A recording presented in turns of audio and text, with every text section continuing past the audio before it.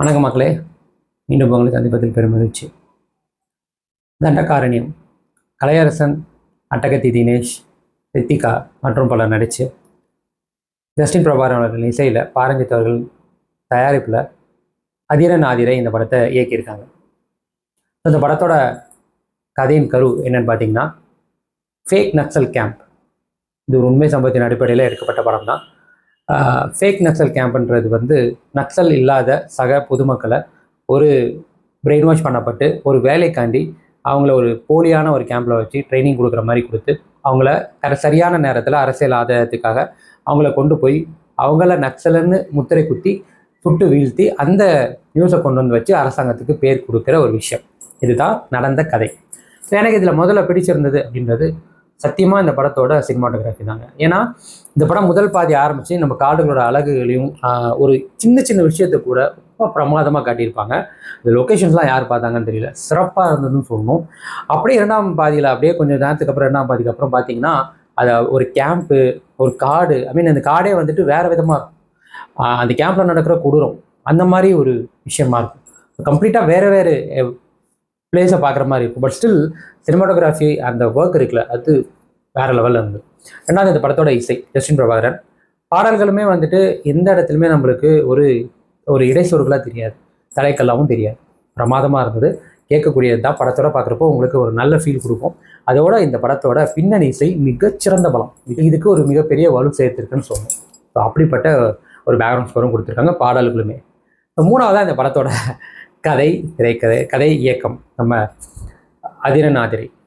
அது முதல்ல இந்த ரெண்டு விஷயத்தையும் நான் சொல்லிட்டு அவர் மூணாவது சொல்கிறனால மூணாவது தான் நான் அப்படிலாம் இல்லை, இதை நம்பர் வைஸாக சொல்ல எனக்கு பிடிச்சது. இது ஒரு உண்மை சம்பவத்தின் அடிப்படையில் எடுக்கப்பட்ட கதை. ஸோ நம்ம ஊரில் சார்ந்து அங்கேருந்து போய் ஒரு ஏமாறக்கூடிய ஒரு இளைஞன் அப்படின்ற ஒரு விஷயத்தில் தான் அந்த படத்தை கொண்டு போயிருக்காங்க. அங்கே போய் மாட்டிக்கிற ஒரு இளைஞனோட குடும்பம் இங்கே எந்த அளவுக்கு பாதிக்கப்படுதுன்றதையுமே காட்டியிருக்காங்க. இது ஒரு உண்மை, அதான் சொல்ல மாதிரி ட்ரூ ஸ்டோரின்னு வரும்போது அதில் நிறைய விஷயங்கள் சினிமா கலந்துக்கலாம். அதில் மாதிரி இந்த காதலுமே ஒரு விஷயமா கலந்துருந்தாலும் அதுவுமே எந்த அளவுக்கு தேவையோ அந்த அளவுக்கு மட்டும்தான் அதை யூஸ் பண்ணியிருக்காங்க. ஸோ அதுவுமே நல்லா தான் இருந்தது, எங்கேயும் பெருசாக நம்மளுக்கு போர் அடிக்கல. அதே முக்கியமாக ஒரு இடத்துல ஹீரோயின் அவங்களோட இமேஜினேஷனில் அவங்க ஆல்ரெடி ஒரு முன்னாடி பண்ண ஒரு விஷயத்தை அவங்க ரெண்டு பேருக்கு உள்ள ஒரு கான்வர்சேஷனாக தான் இருக்கும். அவங்க அந்த காட்டு வழியாக அந்த ஆற்று வழியாகவே நடந்து போகிற ஒரு காட்சி. அந்த காட்சி நம்மளுக்கு ஒரு விஷயம், அந்த அவங்களோட ரெண்டு பேருக்குள்ள வர சம்பாஷணைகள் தான், அந்த கான்வர்சேஷனில் பேசுகிற விஷயம் இப்போ நாட்டில் நடக்கிற பல விஷயங்களோட கனெக்ட் பண்ணிக்க முடியாத அளவுக்கு தான். அது ஒரு சின்ன பகுதி தான், பட் அதையுமே ரொம்ப ஈஸியாக கனெக்ட் பண்ணிக்கக்கூடிய அளவுக்கு தான், அருமையாக இருந்தது.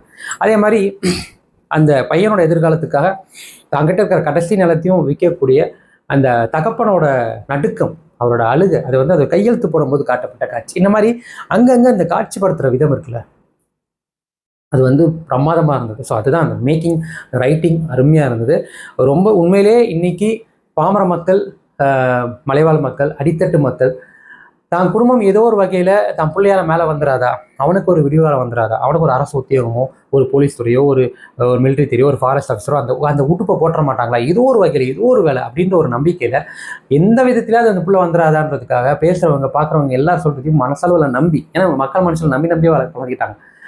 அப்படி நம்பி அவங்க மூலயமா போய் அது நடக்காமல் கிடைக்காம அந்த குடும்பம் சிதறடிக்கப்படுறப்போ அதோட வலியும் வேதனையும் இதை நம்மளுக்கு பார்க்குறப்போ, இது படமாக பார்க்குறப்போ நம்மளுக்கு மனசை பதறுதுன்னா, அந்த சூழ்நிலையில் அந்த இடத்துல வாழ்கிற மக்களோட உண்மை நிலையில் அவங்களோட வாழ்வியல் எப்படி இருக்கும் நினச்சி கூட பார்க்க முடியாதுல்ல. Writing and direction peak. அதுக்கடுத்து ஆப்வியஸ்லி இது எல்லாமே இருந்தாலும் நடிகர்கள் இல்லைன்னா அந்த படம். ஸோ அந்த விதத்தில் முதல்ல ரொம்ப கலையரசன் அப்படின்னு வந்துட்டாலே அவர் வாழ்றாரா செத்து போவாரப்பா அந்த படத்தில் அப்படின்ற ஒரு கேள்வி தான் வரும். பட் இந்த படத்தில் அவர் வாழ்ந்திருக்காருன்னு தான் சொல்லணும். பட்டம் முழுக்க அவரோட நடிப்பு பிரமாதமாக இருக்குது. ஒரு மெட்ராஸ்க்கு அப்புறம் ஒரு ஃபுல் ஃப்ளெஜ்டு ரோலுமே, அவர் மெட்ராஸ்லேயே ஃபர்ஸ்ட் ஆஃப் தான் வருவார், ஆனால் இந்த ஃபுல் ஃப்ளெஜ்டு ரோலுமே பிரமாதமாக நடிச்சிருக்காரு. உண்மையாக நிறைய இடங்களில் நிறைய விதமான எமோஷன்ஸ் அவர் எமோட் பண்ணணும், சிறப்பாக செஞ்சிருந்தார். அந்த ஆக்டிங் ரொம்ப பிரமாதமாக இருந்தது. அவரை யூஸ் பண்ண வைங்க, அவரை கொல்லாமல் சாகடிக்காமல் அந்த கதாபாத்திரத்தை தெளிவாக எழுதி படம் முழுக்க அவரை ட்ராவல் பண்ண வைங்க. தயவு செய்து அட்லீஸ்ட் வில்லன் ரோலியாவது அந்த மாதிரி பண்ணி கடைசியாவது சாகடிங்க, தப்பு இல்லை, பட் கொண்டு வாங்க. ஒரு பிரமாதமான நடிகர், அது இந்த படத்தில் திருப்பி நிரூபிச்சிருக்காரு. ரெண்டாவது இந்த படத்தோட ஹீரோயின் ஒரு ஹீரோ மேலே பயங்கரமாக லவ் வச்சிருக்கிற ஒரு ஹீரோயின். எந்த அளவுக்குன்னா அவளோட விருப்பம் இல்லாமல் ஒரு மாப்பிள்ளையை கூட்டிகிட்டு வந்துக்கிறப்போ அம்மாவே சாத்தக்கூடிய அளவுக்கான காதல். அது தப்பு இல்லைன்னு தான் தோணும். அந்த படத்தோட காட்சி அமைப்பு எப்படி இருக்குன்னா, அது தப்பு இல்லை, அது என்னோட வாழ்க்கை, இது என்னோட உரிமை அப்படின்னு அவங்க சொல்கிற விதம் தப்பு இல்லை. ஏன்னா அவங்க அதை தான் செய்ய போயிருக்காங்க. அந்த மாதிரி ஒரு காதல், அது அவங்க நடிச்சிருந்த விதம், அது உண்மையிலே பிரமாதமாக இருந்தது. அதுக்கப்புறம் அட்டகத்தி தினேஷ், அது கெத்து தினேஷ்க்கு அப்புறம் இந்த ரோல் தேட்டர்லாம் விசில் பறக்குது. அந்த ரோலுமே அப்படி தான் இருந்தது. அதாவது இந்த ஒரு உண்மை சம்பவத்தில் ஒரு ரொம்ப ரியாலிட்டிக்கு க்ளோஸான ஒரு படத்தில் ஒரு சினிமாட்டிக்கான ஒரு மாஸ் ரோல் நல்லா இருந்தது. ஒரு சில சமயங்களை அது நான் அப்புறம் சொல்கிறேன். பட் அந்த ரோல் அவர் பண்ண விதம் நல்லா இருந்தது, சிறப்பாக இருந்தது. அதே மாதிரி ரித்திகாவும் சரி, மற்ற கதாபாத்திரங்களுமே சரி ரொம்பவே நல்லா நடிச்சிருந்தாங்க. அந்த ரோலுக்கு அந்த கதாபாத்திரத்துக்கு என்ன ஜஸ்டிஃபை பண்ணணுமோ பிரமாதமாக பண்ணியிருந்தாங்க. இதுக்கப்புறம் ஷபீர் கல்லேர்கள் அண்ட் பாலசரவணன். ஷபீர் வந்துட்டு ஆரம்பத்தில் கொஞ்சம் வில்லத்தனமாக இருந்தாலும் அதுக்கப்புறம் அவரோட அந்த மாற்றம் ரொம்பவே அழகாக இருந்தது. எனக்கு வந்து இந்த வில்லன் ரோலில் நடிச்சுட்டு ஒரு நல்ல ரோலில் பண்ணுறப்போ அவங்களோட ஆக்டிங் வந்து ஆக்சுவலாக இப்போ குறிப்பிட்ட சொல்ல மதராசியில் வந்து ஒரு கம்ப்ளீட் ஒரு நெகட்டிவ், பட் இதில் வந்து ரொம்ப அருமையாக ஒரு பியூட்டிஃபுல்லான ரோல் அழகாக பண்ணியிருப்பார். அதே மாதிரி பாலசரவணன், எனக்கு தெரிஞ்சு இந்த 2 வாரத்தில் வந்த 3வது படம் பாலசரவணனுக்கு இது. 3 படத்துலையும் கிட்டத்தட்ட ஒரே மாதிரி ரோல் தான். பட் அது அந்த படத்து கதைக்கு ஏற்ற மாதிரி அவர் பண்ண விதம் இருக்குல்ல, இதுலையுமே வந்து இந்த ப்ரீ கிளைமேக்ஸில் ஒரு விஷயம் பண்ணியிருப்பார். அது வரைக்கும் ஜாலி பண்ணிட்டு இருக்கிற மனுஷன் அந்த இடத்துல ஒரு இடத்துல ஒரு அழுகார், நம்மளுக்கு அழுகு வந்துடும். அந்த நடிப்பு பிரமாதமாக இருந்தது. ஸோ இந்த கேரக்டர்ஸ் எல்லாம் இவங்க எழுதின விதமும் சரி, அவங்க தானே அதை வந்து ஸ்க்ரீனை நம்மளுக்கு கொண்டு வந்த விதமும் சரி பிரமாதமாக இருந்தது. கிட்டத்தட்ட எல்லாமே இந்த படத்தில் இந்த அவங்க ஒர்க் பண்ணவங்க வந்து பயங்கரமான ஒரு அவுட்புட் கொடுத்துருக்காங்கன்னு சொன்னேன், சிறப்பாக இருந்தது. இந்த மாதிரி படமே வரலையானா வந்திருக்கு. ஆனால் இந்த ஃபேக் நெத்துன்ற ஒரு விஷயத்தை எக்ஸ்போஸ் பண்ணி நடக்கப்பட்டவங்க, எனக்கு தெரிஞ்ச ஃபர்ஸ்ட் மூவி தமிழில் இதுதான். பட் இந்த மற்ற விஷயங்கள் இருக்குல்ல, அதெல்லாம் நிறைய படங்களை பேசியிருக்காங்க. ஆனால் இன்னுமே அது அப்படியே தான் ட்ராவல் ஆகுது. ஸோ இன்னொரு படமும் வந்து அது பேசலாம், தப்பு இல்லை. அது மாறுற வரைக்கும் அந்த படங்கள் பேசிகிட்டே இருக்கலாம், தப்பு இல்லை. ஸோ அதனாலேயே இந்த படம் முக்கியமாக படமாக போய் தியேட்டரில் பார்க்க வேண்டிய படம். அப்போ தான் இந்த மாதிரி படங்கள் இன்னுமே வரும். எப்போவுமே இந்த மாதிரி படங்கள் வந்தால் நான் சொல்கிறது தான், சினிமான்றது எல்லா விதமான படங்களும் வர வேண்டிய ஒரு இண்டஸ்ட்ரி.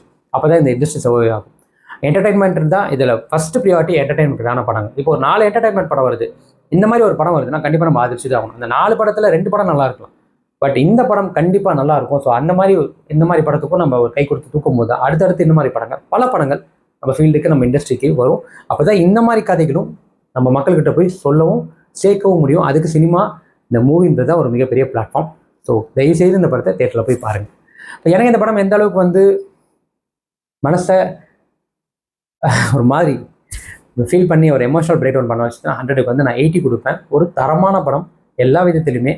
ஸோ உங்களுக்கு விசாரணை டைப் ஆஃப் மூவிஸ் பிடிக்கும், ஜெய்பீம் விசாரணை இந்த மாதிரி டைப் ஆஃப் மூவிஸ் பிடிக்கும் அப்படின்னா கண்டிப்பாக இந்த படங்கள் போய் பாருங்கள். இப்போ பிடிக்கிறது பிடிக்காதேன்னு தாண்டி இந்த படத்தை போய் பாருங்கள், கண்டிப்பாக பாருங்கள். சோழ மக்களை மீண்டும் அடுத்த வாரம் வேறு நல்ல திரைப்படம், வேறு நல்ல விமர்சனம், வேறு முன்னோட்டத்தை கொண்டு சந்திக்கிறேன். பிளாட்ஃபார்ம் விஜய்க்கு அதுக்கு இது நம்ம ஷோ இல்லாத போச்சு.